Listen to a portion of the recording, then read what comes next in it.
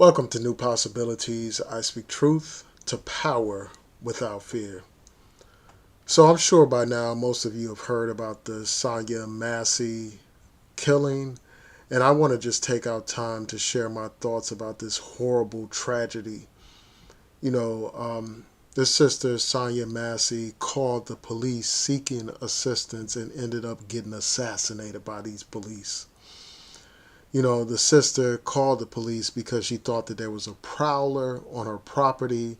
The police arrive at the scene, they search her property, they search around the area, and then eventually they go into her house and they have a conversation. So while the police are in her house, they notice that there's a pot of water boiling on the stove. And I think that one of the officers mentioned something about how they didn't want a fire to happen while they were in her house. So Miss Massey went to cut off the pot of water that was boiling, and while she was doing so, she said, "I rebuke you in the name of Jesus." And one of the officers pointed his gun at her, and he aimed it at her. And as he was aiming the gun at her, she moved away from the pot of water. She had her hands up like this, and she began to go down like that. And this officer proceeded to shoot her in the face. He shot her at least 3 times. And these officers were from the Sangamon County Sheriff's Office. And the officer who shot her, his name is Sean Grayson. He shot and killed this sister. And after shooting and killing this sister, one of the officers said, "Well, we need to get medical assistance right away." And Officer Grayson basically said, "Well, no, there's nothing we can do. She's done. She got shot in the face." This incident happened in Springfield, Illinois, and this is a horrible tragedy. I mean, here you have a woman, and this is a black woman who's 38 years old. Again, her name is Sonya Massey. And the officer who killed her, his name is Sean Grayson, a white man. So it's crazy that something like this would happen. And it's like, how many more black people must die at the hands of these stinking racist ass police before Congress finally gets its mind right and passes the George Floyd Justice and Policing Act? That's been sitting around collecting dust on it while black people die, while black blood rolls through the streets of America. These members of Congress, they get around to all these other matters, pass all these other laws, but when it comes to black people, they don't have the time, they don't have the energy, they don't have what it takes to get the law passed and get the job done.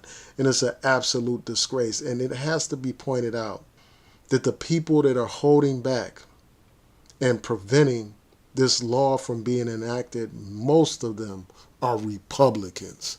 The same Republicans that some of you handkerchief head sellout Negroes support.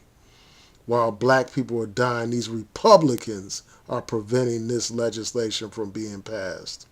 Legislation that could save black lives. It's just crazy that this would happen. And this is another indication of the fact that elections actually matter. It's elected officials that are voting on the George Floyd Justice and Policing Act. They're the ones that have the power to make that law. That's important. And when it comes to a response to this tragedy, Joe Biden issued a statement condemning this horrible tragedy. Kamala Harris, the vice president and candidate for president, issued a statement condemning this horrible tragedy. But I checked online. I did a search, and please correct me if I'm wrong, but I searched online and I did not find a statement from Donald Trump condemning this police shooting. Not one statement. I haven't heard a word from Donald Trump. And again, please correct me if I'm wrong. The last time I checked, which was yesterday, I did not see anything in a search where Donald Trump had anything to say about this tragedy. But we know Donald Trump defends the police. Donald Trump supports the police who have been accused of brutality against black people. This is a man who wants to give police like this officer, Sean Grayson, immunity to commit violence against black people, immunity and impunity to racially profile black people and kill black people. That's the man that some of you house Negroes support. That's the man that some of you bootlickers and ass kissers support. What the hell is wrong with you all? So I have to say this, after this incident happened, this officer was fired from his job. The sheriff's office determined that the shooting was unjustified. Anyone with a pair of eyes can see that it was unjustified. Here you have a woman who wasn't armed, a woman who had her hands up, a woman who posed no threat at all to those police officers, but yet and still this stinking pig killed this sister. So, it's a good thing that the sheriff's office determined that it was unjustified. It's a good thing that charges have been brought against this officer. He's been charged with first-degree murder. He's been charged with aggravated battery with a firearm. He's been charged with official misconduct. And that's a positive development. That is something that's great that a police department would do what is right and fire this man, and that you would have a prosecutor that has the courage to bring charges against this officer. Because we know that often police kill black people with impunity. Often they are not fired. They're given simply a paid vacation, which they call administrative routine leave. That's what usually happens in these cases. And when charges are actually filed against these officers, too often they are found not guilty. So I'm going to continue to monitor this. I hope and pray that the criminal justice system does right by this sister. Because if they don't, all hell is going to break out. Because we know that this sister was murdered by that cop. You don't have to be a brain surgeon to see this. You don't have to be a law professor to see this. You don't even have to be a lawyer to understand this. All you have to have is common sense to understand that what that officer did was murder, plain and simple. And it's a good thing that he's being charged. So I will continue to follow this case to see what happens. And the sad thing is, the sheriff's office didn't do their due diligence. And, I have to ask, here you had an officer who was employed by 5 different police departments within a 3-year period, if I'm not mistaken.